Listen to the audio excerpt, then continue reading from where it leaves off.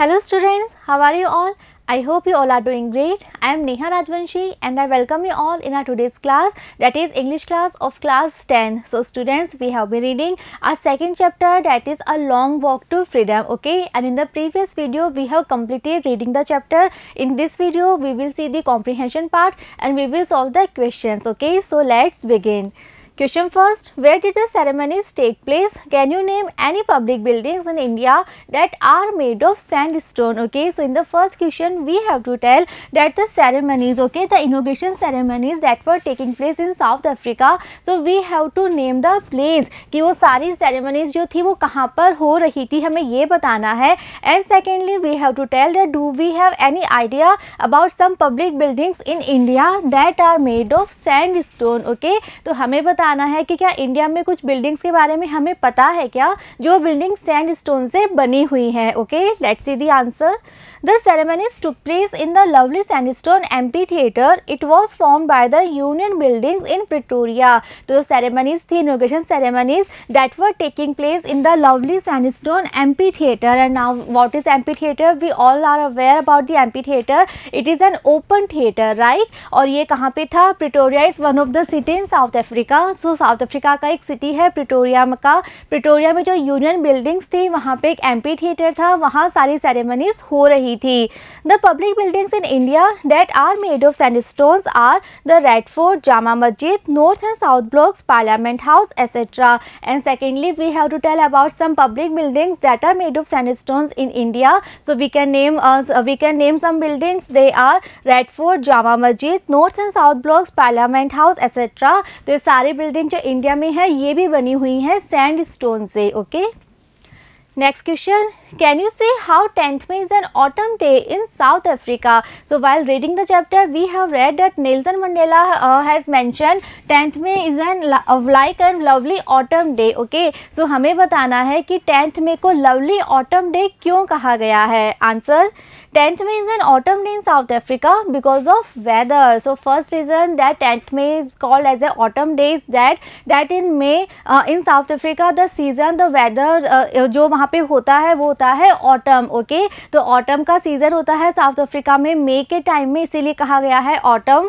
And second reason is it was a very important day because in this day symbolises with the dawning of freedom after a long period of time from the white rule. So finally now in South Africa after a long time there was political freedom was there. तो इसीलिए ये दिन इतना ज़्यादा important था 10th मई का, क्योंकि इतने टाइम के बाद जो अपार्थाइड सिस्टम था वो फाइनली अब एंड हो चुका था और फाइनली वहाँ पे एक नया डेमोक्रेटिक सिस्टम स्टार्ट हो चुका था. Okay, next question, at the beginning of his speech Mandela mentions an extraordinary human disaster.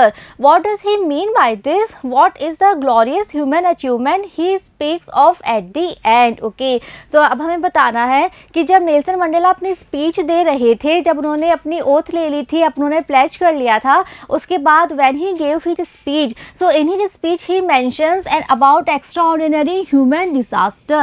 So what was this disaster that he was talking about? Secondly हमें बताना है कि he also mentioned about some glorious human achievement. So we have to tell about this human disaster and as well as the human achievement. Okay, तो ये दोनों ही words उन्होंने किसके लिए यूज़ किए थे, क्या था वो ह्यूमन डिजास्टर एंड सेकेंडली क्या था वो ह्यूमन अचीवमेंट. ओके, तो दोनों ही के बारे में हमें बताना है.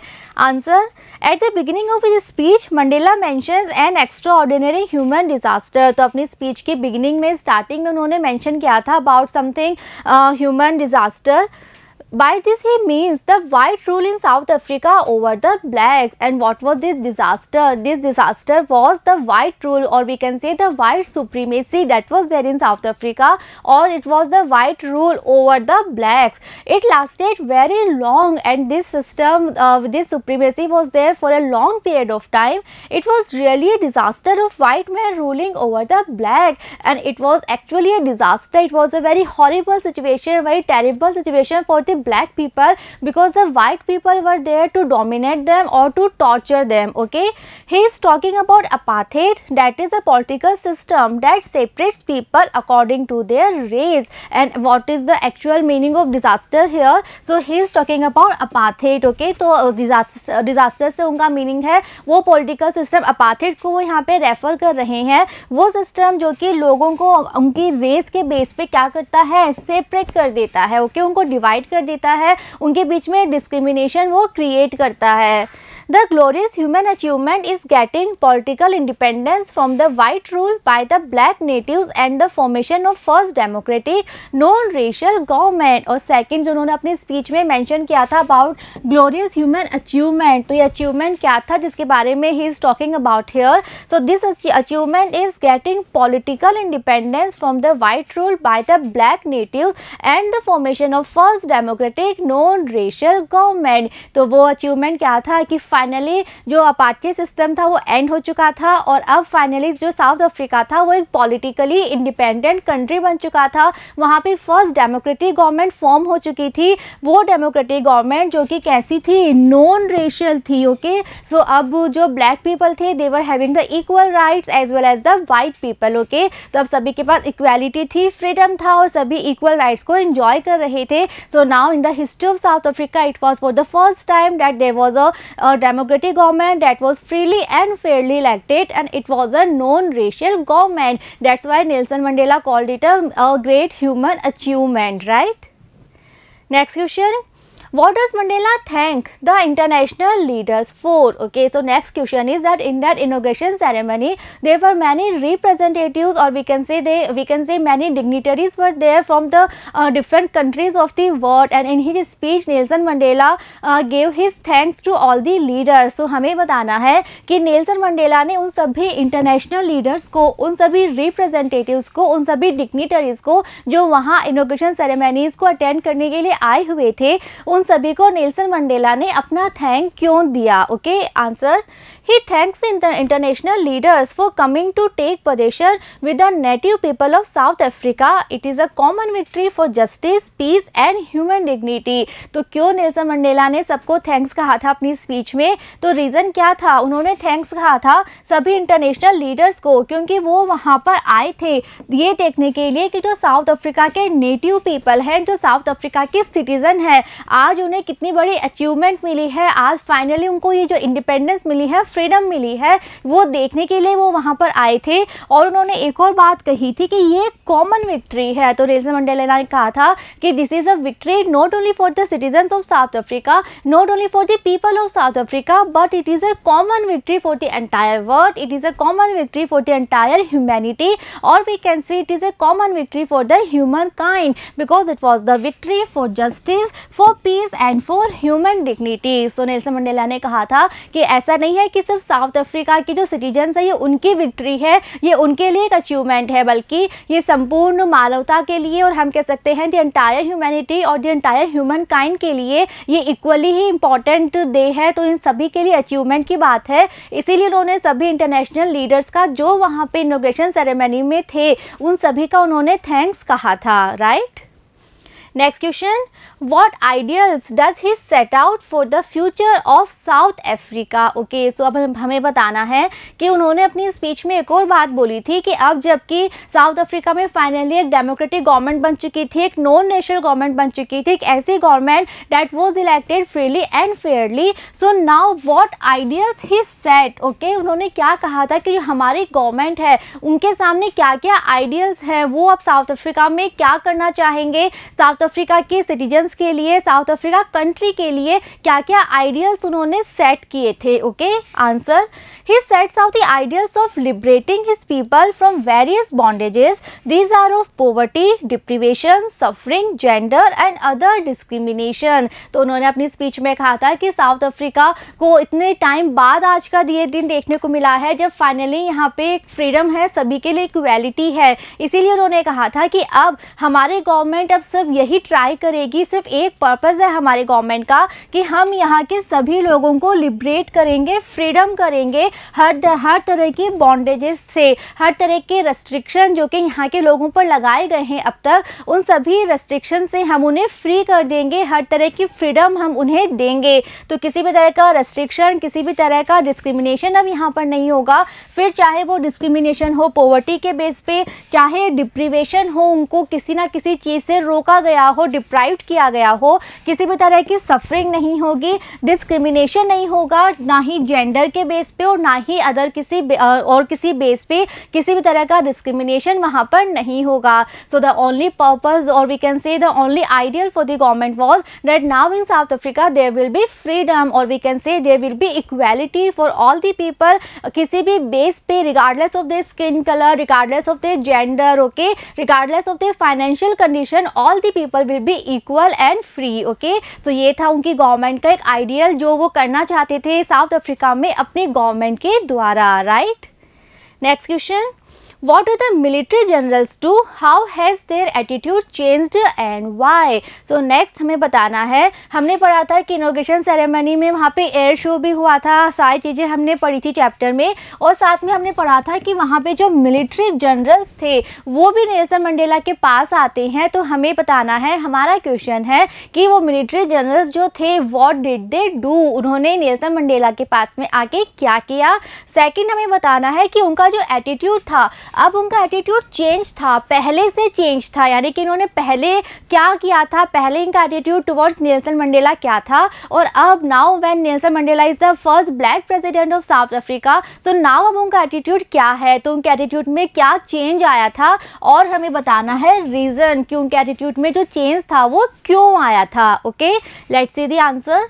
The military general saluted Mandela and placed their loyalty. Okay, so first हमें बताना था कि what did the military generals do. So what did they do?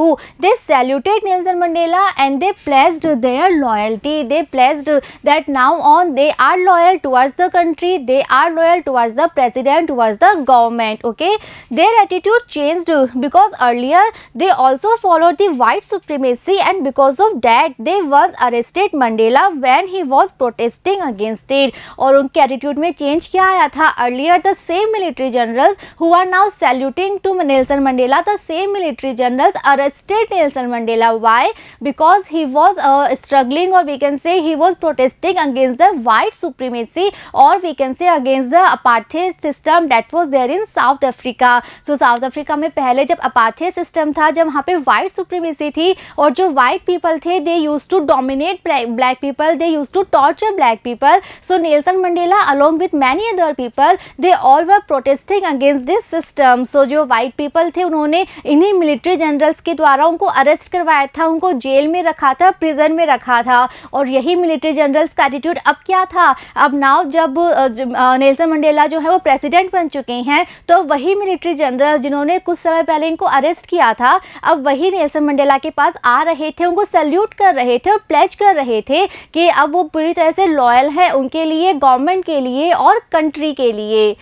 But now in the newly formed government they were loyal for the president and the republic. So earlier the same military general arrested Nelson Mandela, but now when he is the president of South Africa, so the same military general saluted Nelson Mandela and they pledged, and now they were loyal for the president, for the republic, or we can say for the government. तो ये जो attitude में change था ये क्यों था, क्योंकि अब वहाँ पे apartheid system नहीं था, अब उनके ऊपर किसी भी तरह का force नहीं था कि उनको white सुप्रीमेसी को फॉलो करना है या सिर्फ वाइट पीपल के द्वारा दिए गए ऑर्डर्स को ही फॉलो करना है। अब वहाँ पे एक फ्रीली और फेयरली इलेक्टेड गवर्नमेंट थी, तो इसीलिए वो पूरी तरह से फ्री थे उस गवर्नमेंट को फॉलो करने के लिए, गवर्नमेंट के लिए लॉयल रहने के लिए। Okay, next question, why were two national anthem sung. तो हमने चैप्टर में पढ़ा था कि जब सेरेमनी जो थी वो बिल्कुल कंक्लूजन पे थी, एंड होने वाली थी, तो उस समय नेशनल एंथम्स जो थे वो गाए गए थे और वहाँ पे 2 नेशनल एंथम्स जो थे वो प्ले किए गए थे। तो हमें बताना है कि 2 नेशनल एंथम्स क्यों प्ले किए गए थे साउथ अफ्रीका में। Answer, Two national anthems were sung as there were two main communities or races, the whites and the blacks. So the reason that why in South Africa there were two national anthems, so the reason is that in South Africa there are two main communities, or we can say there are two main races. First is of white community and second is of black community. One was of the whites and the other of the blacks. तो जो दो national anthem वहाँ पे सिंग किए गए थे उनमें से एक नेशनल एंथम था वाइट कम्युनिटी का और सेकंड था ब्लैक कम्युनिटी का. Secondly, the anthem of the whites was the anthem of the old republic. और जो white community का national anthem था वो कौन सा था? जब वहाँ पे पहले के समय में जो अपार्थाइड सिस्टम था, जब white supremacy थी, तो उस समय साउथ अफ्रीका का जो नेशनल एंथम था वो उनका था white people का. और सेकेंड, अब जब वहाँ पे न्यू गवर्नमेंट हो चुकी थी तो सेकेंड नेशनल एंथम इस न्यूली फॉर्म गवर्नमेंट ने अडॉप्ट किया था. तो वहाँ पे दो डिफरेंट नेशनल एंथम थे. The black people sung the national anthem of white people and the white people sung the national anthem of black people. So what was the most important thing about this national anthem कि जो black people थे, जो black community के लोग थे, उन्होंने कौन सा national anthem गाया था? वो जो कि white लोगों से belong करता था. और जो white people थे उन्होंने कौन सा national anthem sing किया था जो कि black community का था. So this was the most important vision for Nelson Mandela. जब उन्होंने ये सीन देखा तो वो बहुत ज़्यादा खुश हो गए थे क्योंकि ये सीन क्या रिप्रेजेंट करता था? ये रिप्रेजेंट करता था एक यूनिटी को, एक वननेस को रिप्रेजेंट करता था. और ये शो करता था कि अब उन लोगों के हार्ट्स में किसी भी तरह की डिसलाइकिंग नहीं है, हेटरेट नहीं है एक दूसरे के लिए, और अब वो एक दूसरे को रेस्पेक्ट करते हैं. एक दूसरे के नेशनल एंथम के लिए वो अपनी रेस्पेक्ट शो कर रहे थे. Both anthems were sung to present the oneness, unity, integration between the two races. और ये दोनों नेशनल एंथम को जो अलग अलग कम्युनिटी के लोग गा रहे थे ये रिप्रेजेंट करता था कि उनके हार्ट में अब वननेस है, यूनिटी है, इंटीग्रेशन है एक दूसरे के लिए. और इसीलिए वो जो सीन था वो इतना ज़्यादा इम्पॉर्टेंट था नेल्सन मंडेला के लिए. Okay, next question, how does Mandela describe the system of government in his country in the first decade of the 20th century. Okay, so हमें बताना है कि नेल्सन मंडेला ने बताया था कि उनके देश में यानी कि साउथ अफ्रीका में जो गवर्नमेंट सिस्टम था उसमें कुछ डिफरेंस था. तो हमें पहले बताना है कि जो 20th सेंचुरी का फर्स्ट डेकेड था उस समय गवर्नमेंट सिस्टम क्या था. So now we all know what is decade. The group of 10 years is known as decade. So the 20th century का जो फर्स्ट डेकेड था उस समय साउथ अफ्रीका में किस तरह का पॉलिटिकल सिस्टम था? Answer, in the first decade of the 20th century the whites of South Africa patched up their differences. So we have read in the chapter that it was a time when the system apartheid was formed in South Africa. So all the white community people, all the white people, what did they do? They patched up their differences. Okay, so उनके बीच में जो भी differences थे, जो भी problems थे, they sort out their all the problems, they patched up their all the differences. They build a system of racial domination against the black people of their own land. So the white people patched up all their differences and they all came together as a team. And what did they do? They built a system of racial domination जहाँ उन्होंने दूसरे race के लोगों को dominate करना start कर दिया था. उन्होंने ब्लैक पीपल को डोमिनेट करना स्टार्ट कर दिया था, टॉर्चर करना स्टार्ट कर दिया था, डिस्क्रिमिनेट करना स्टार्ट कर दिया था. वो ब्लैक पीपल जो कि उन्हीं के लैंड के, उन्हीं के कंट्री के सिटीजन्स थे. ओके, तो ये जो सिस्टम था अपार्थाइड सिस्टम, ये बिल्ड किया था वाइट सुप्रीमेसी उन्होंने बिल्ड की थी. कब? 20th सेंचुरी के फर्स्ट डेकेड में. They created apartheid, a political system that separates people according to their races. और यही वो टाइम था जब किन्होंने वाइट पीपल ने क्या स्टार्ट किया था? वाइट सुप्रीमेसी स्टार्ट की थी. और वी कैन से उन्होंने अपार्थाइड सिस्टम स्टार्ट किया था, एक ऐसा पॉलिटिकल सिस्टम जो कि लोगों को अकॉर्डिंग टू देयर रेस क्या करता है? सेपरेट कर देता है, डिस्क्रिमिनेट कर देता है. सो ये जो हुआ था ये कब हुआ था? In the first decade of the 20th century. Second हमें बताना है what was the political system was there in South Africa in the final decade of the 20th century. Okay, तो अब हमें बताना है कि 20th सेंचुरी का जो फाइनल डेकेड था, जो लास्ट 10 years थे, तब साउथ अफ्रीका में क्या चेंज हो गया था? तब वहाँ पे किस तरह का पॉलिटिकल सिस्टम एग्जिस्ट करता था? Answer, In the last decade their system had been overturned forever. So जो last decade में क्या हुआ, जो उनका सिस्टम था अब तक का, कौन सा सिस्टम था, अपार्थाइड था, उसे ओवरटर्न कर दिया गया था और वो भी forever, हमेशा के लिए. It was replaced by another. So that system was overturned and it was replaced by another system. It recognized the rights and freedoms of all people regardless of their skin color. And the new system, we all know, it was a democratic system, and this system symbolizes, it recognized the rights and freedom of all the people regardless of their skin color. Now there was a democratic non-racial government. So अब finally जब 20th century का last decade आया था, 1994 10th में वो दिन था जब finally वहाँ पे एक democratic government बन चुकी थी, एक non-racial government बन चुकी थी, एक ऐसी government that was elected freely and fairly. So अब जो system था अपार्थाइड, उसको हटा दिया गया था forever, हमेशा के लिए हटा दिया गया था. And now there was a new system, a new political system, or we can say a political independence was there now in South Africa. So ये दो अलग अलग तरह के सिनेरियो थे वहाँ पर. जो फर्स्ट डिकेड था 20th century में, तब बिल्कुल डिफरेंट सिनेरियो था साउथ अफ्रीका में,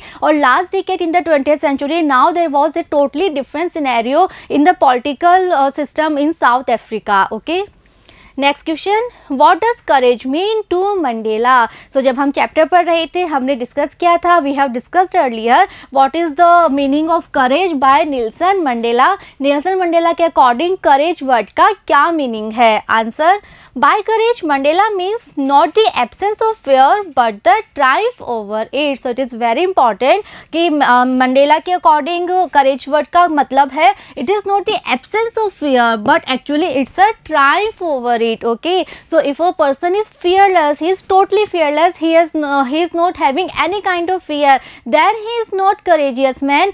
But a person who has earlier some kind of fear or phobia, but later because of his determination, because of his willpower, finally he wins, finally he gets a victory over his fear, then only he can be regarded as a courageous man. Okay, तो अगर आपके अंदर fear ही नहीं है तो इसका मतलब नहीं है कि आप courageous व्यक्ति हो, बल्कि अगर आपने अपने फियर को हराया है, अगर आपने उसके ऊपर विक्ट्री पाई है, then only you can be regarded as a courageous person. Okay, next question, which does he think is natural to love or to hate. So next question is, we have to tell that between these two feelings, love and hate, according to Nelson Mandela, which feeling is more natural to human beings. Human beings के लिए कौन सी feeling ज़्यादा natural है, love or hate? Answer, he thinks that love comes more naturally to the human heart than its opposite, hate. So according to Nelson Mandela, we all human being, हम सबके अंदर कहीं ना कहीं एक गुडविल होती है,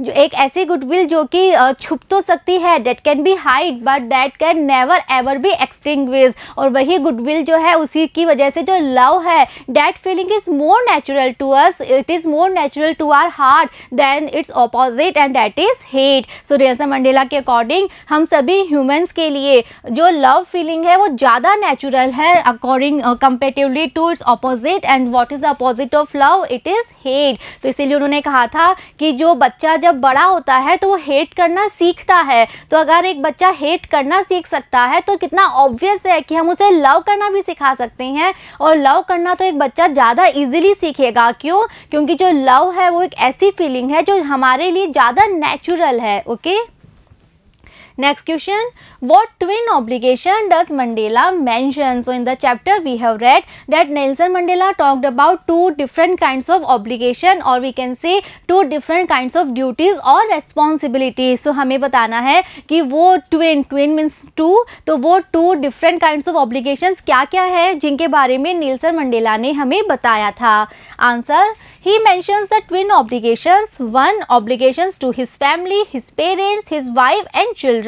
Second, obligations to his people, his community and his country. So according to Nelson Mandela, every person has to follow, has to perform two different kinds of obligation. First obligation is towards a family. Okay, so first obligation होती है as a family member, or we can say as a person, and this obligation is towards the parents, towards husband or wife or the children. Okay, and the second obligation is as a citizen of a country, and this obligation is towards the community, family, towards the country, towards the people. Okay, so हर एक व्यक्ति को, every person has to perform 2 different kinds of obligation. पहली obligation होती है as a family member, जिसमें आपको अपनी फैमिली में आपके पेरेंट्स होते हैं, स्पाउस होते हैं, किड्स होते हैं, सभी के लिए आपको अपनी ड्यूटीज़ परफॉर्म करनी होती है. And the second obligation is as a citizen. आप जिस देश के आप सिटीजन हो, तो आपको अपने कंट्री के लिए, अपने पीपल के लिए, अपनी कम्युनिटी के लिए आपको अपनी सारी रेस्पॉन्सिबिलिटीज़ परफॉर्म करनी होती हैं. और ये जो 2 ऑब्लिगेशंस हैं, ये एवरी पर्सन को ही अपनी लाइफ में परफॉर्म करनी होती है.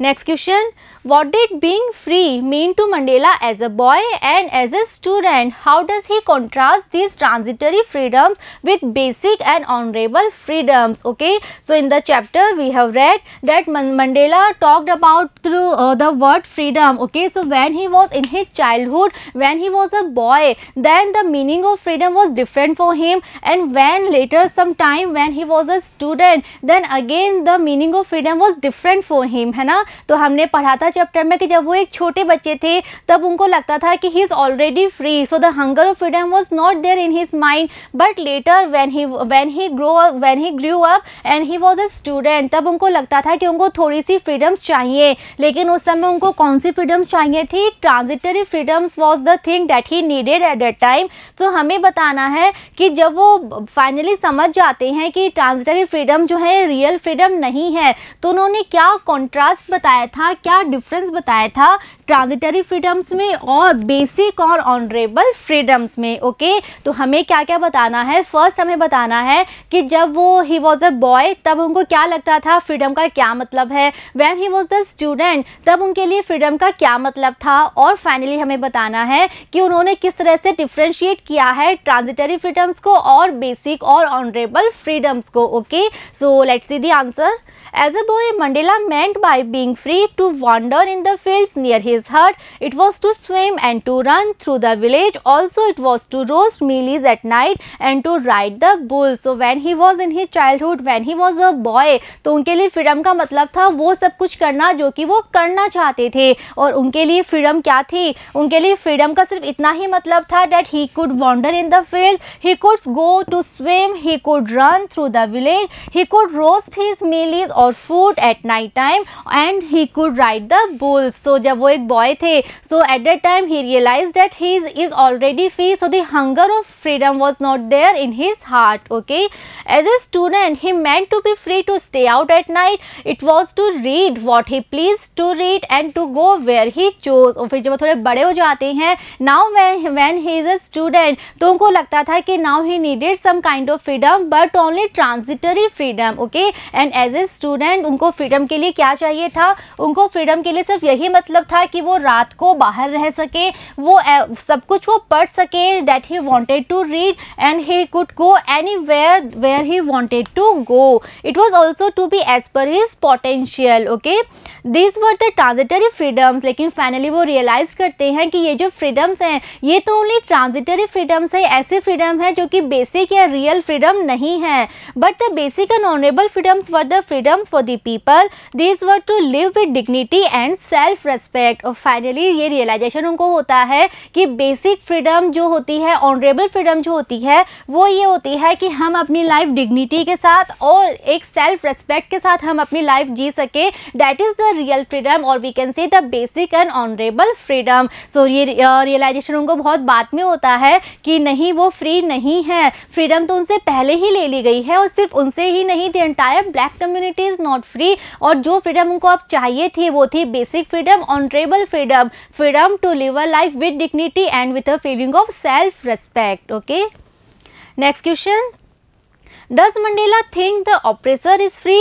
Why not? So हमें बताना है कि according to Nelson Mandela उन्होंने क्या कहा था कि जो oppressor है, oppressor is a person who is oppressing someone, who is torturing someone. Okay, so according to Nelson Mandela is the person who is oppressing other person, or we can say according to Nelson Mandela is the oppressor free. And we also have to justify our answer. If we are saying yes he is free, then we have to tell why. If we are saying no he is not free, then again we have to justify our answer. We have to tell the reason that why not he is free. Okay, answer.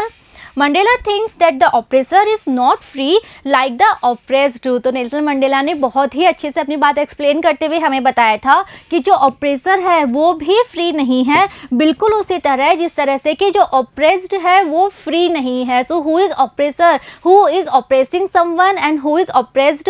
Who is being oppressed. Okay, तो जो oppress कर रहा है किसी को, जो torture कर रहा है किसी को, तो जो डोमिनेट कर रहा है वो तो कौन है? ऑप्रेसर है। और जिसको डोमिनेट किया जा रहा है वो कौन हो गया? वो ऑप्रेस्ड हो गया। So according to Nelson Mandela, both the oppressor as well as the oppressed, both are not free. A person who takes away another man's freedom is a prisoner of hatred. So Mandela explained this thing very much and he said that a person who takes away another man's freedom is a prisoner. तो वो free क्यों नहीं है जो oppressor है? क्योंकि वो खुद भी एक प्रिजनर है। और वो किस चीज़ का प्रिजनर है? वो हेट्रेड का प्रिजनर है। तो उसके हार्ट में जो इल फीलिंग्स है, हेट्रेड है, डिसलाइकिंग है, ये जो इल फीलिंग्स हैं, इन फीलिंग्स ने उसको प्रिजनर बना रखा है और इन्हीं फीलिंग्स की वजह से वो दूसरे लोगों को डोमिनेट कर रहा है, उनको टॉर्चर कर रहा है। तो वो खुद भी एक स्लेव है, वो खुद भी एक प्रिजनर है इन सब इल फीलिंग्स का।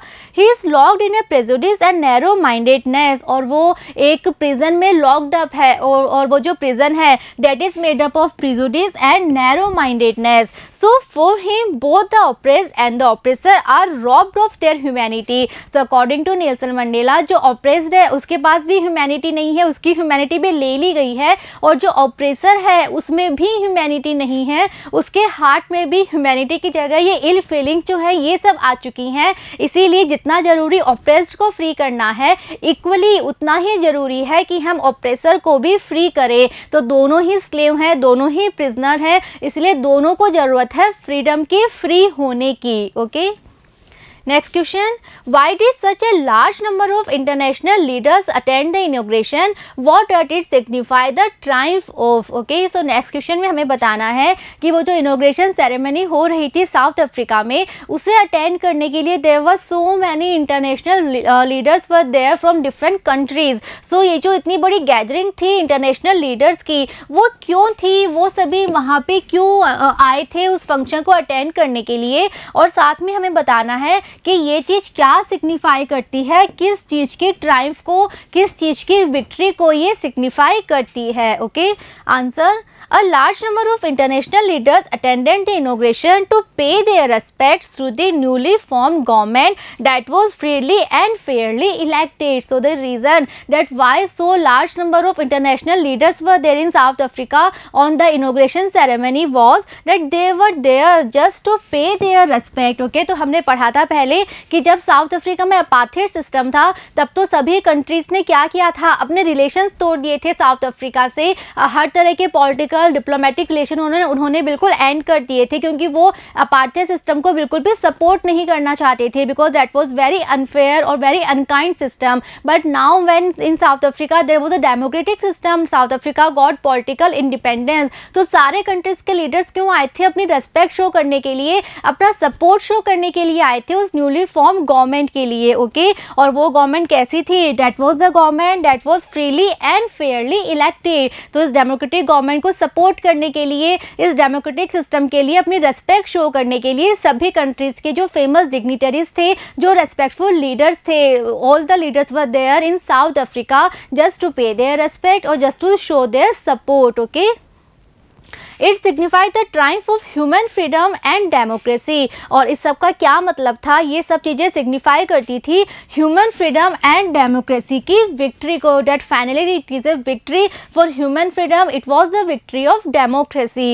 It also signified the importance of political independence. और साथ ही साउथ अफ्रीका ने फाइनली जो पॉलिटिकल इंडिपेंडेंस प्राप्त की थी, ये उस चीज़ को भी सिग्निफाई करती थी। और इसीलिए सारे कंट्रीज़ के जो लीडर्स थे वो वहाँ पर आए थे अपना सपोर्ट शो करने के लिए, इस पॉलिटिकल इंडिपेंडेंस के लिए, इस डेमोक्रेटिक सिस्टम के लिए। Right, next question, what does Mandela mean when he says he is simply the sum of all those African patriots who had gone before him? Okay, so next question में हमें बताना है, अपनी speech में Mandela ने कहा था कि that he is simply the sum of all those African patriots who had gone before him। तो ऐसा कहते समय उनका क्या मतलब था, वो क्या चीज़ कहना चाहते थे, इस बात का क्या मतलब है that he is simply the sum of all the patriots? Okay, तो क्या मतलब है इस बात का, देखते हैं answer answer.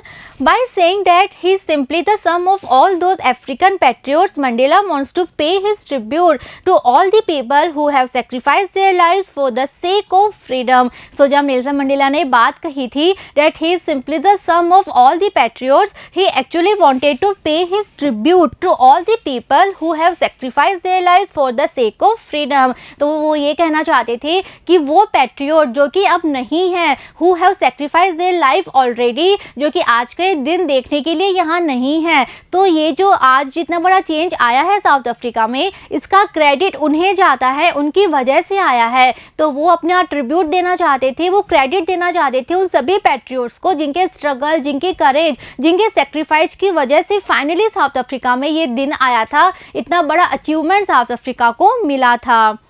He is grateful to those who had gone before him because they were the people who guided him on the path of freedom. So Nelson Mandela अपना ट्रिब्यूट देना चाहते थे, रेस्पेक्ट शो करना चाहते थे। Why? Because he was grateful to all those patriots जो कि उनसे पहले ही यहाँ से जा चुके थे, अपनी लाइफ सेक्रीफाइस कर चुके थे, क्योंकि वो पैट्रियोट्स ही एक्चुअल में वो पीपल थे जिन्होंने नेल्सन मंडेला को गाइड किया था इस फ्रीडम के पाथ पे। सो मंडेला कहना चाहते थे कि ये सब मेरी विक्ट्री नहीं है, मैंने अकेले ने ये चेंज साउथ अफ्रीका में नहीं किया है, बल्कि वो सभी लोग जो आज यहाँ नहीं हैं, जो अपनी लाइफ ऑलरेडी सेक्रीफाइस कर चुके हैं फॉर दिस नोबल कॉज, उन सभी की वजह से फाइनली ये फ्रीडम हमें मिली है, उन सभी ने ये रास्ता मुझे दिखाया था।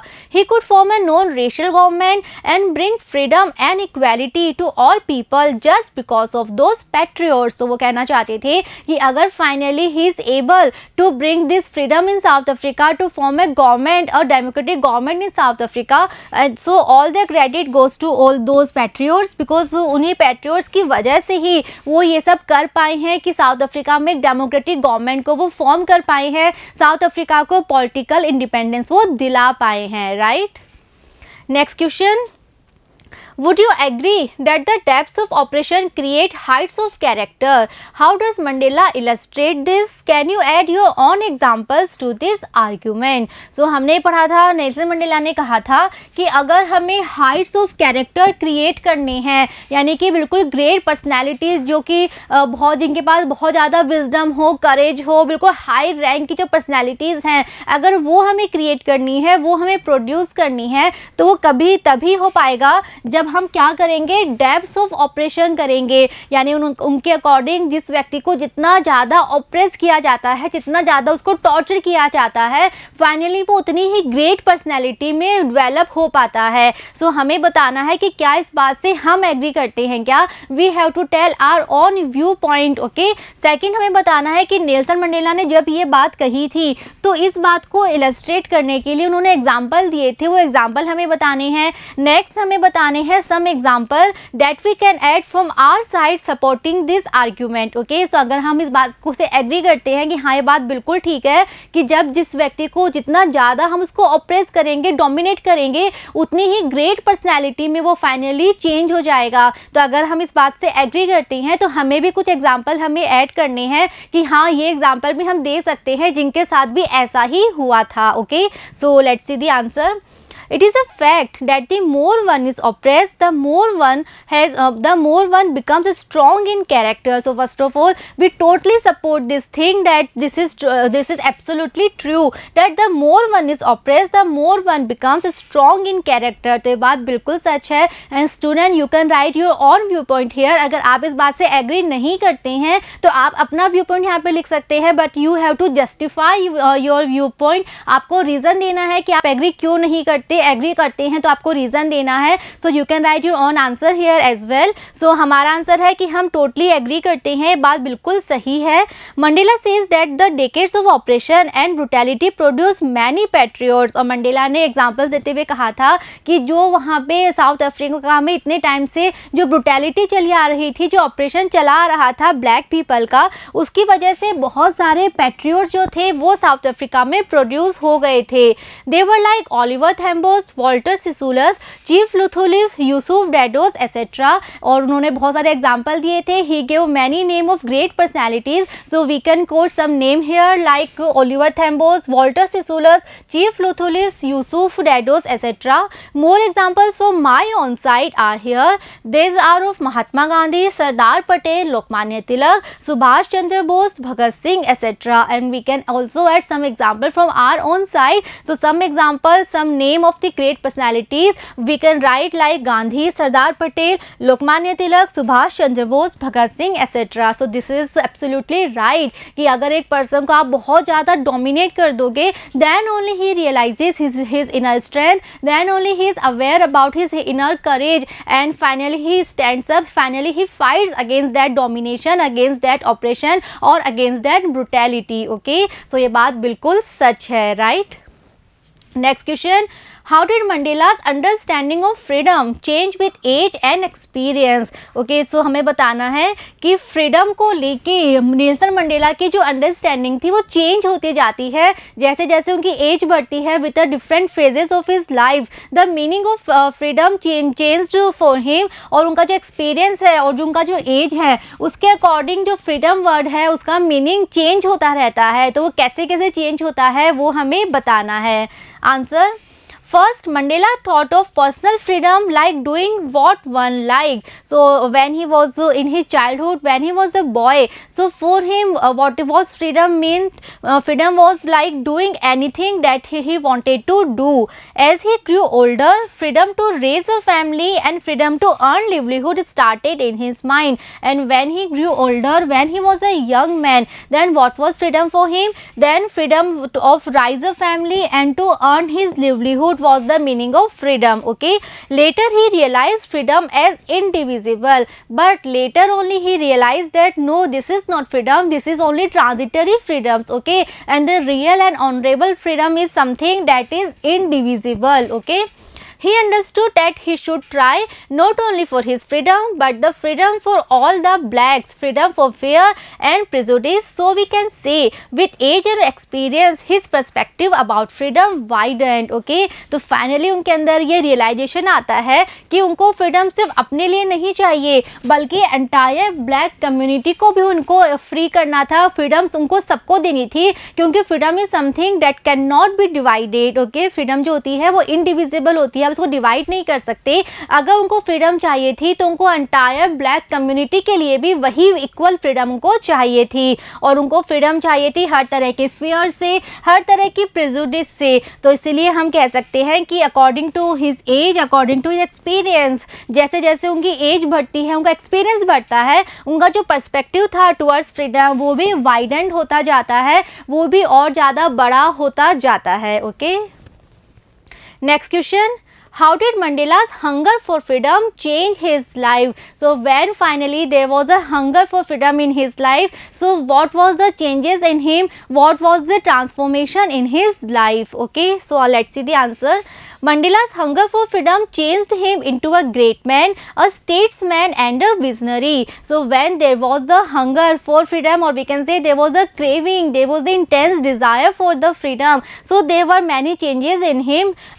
Now he was a great man, now he was the statesman. What is a statesman? Now he was not only a family man, now it was not like that he cared only for his family, but he cared for the entire black community. And now he was a visionary. Visionary means a person who had some vision, who had some planning for the future. Okay, so अब उनकी life में एक mission था, एक purpose था, और अब वो सिर्फ अपने लिए, अपनी फैमिली के लिए ही नहीं सोच रहे थे बल्कि अपने देश के लिए, अपने एंटायर कम्युनिटी के लिए वो उतने ही वरिड थे.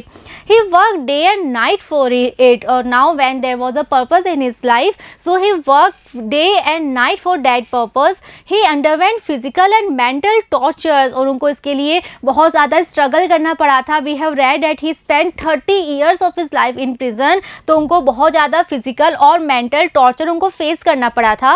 It was for obtaining freedom for his own people. और उनकी लाइफ का सिर्फ एक ही पर्पस था कि अपने सभी ब्लैक लोगों के लिए, for the entire black community, उनको क्या चाहिए था? उनको फ्रीडम चाहिए थी.